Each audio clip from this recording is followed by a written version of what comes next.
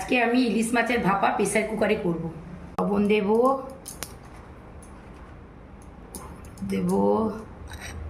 Tomato, পেঁয়াজ, পোস্ত বাটা আর সর্ষা অল্প দেব, পোস্ত দিয়ে ম্যারিনেশন করব। সর্ষার তেল দেব আর করানোর সময় একটু প্রেসার কুকারেও দেব।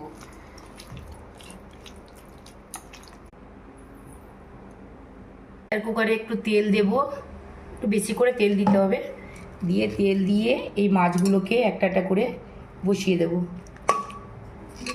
দিয়ে দিয়েছি, এবার প্রেসারে লাগিয়ে গ্যাসে বসিয়ে দেব। দিয়ে 2-3টে সিটি মারবো, হয়ে যাবে। প্রেসার কুকার থেকে নামিয়ে দিলাম। প্রেসার কুকার থেকে ভাপা হয়ে গেল।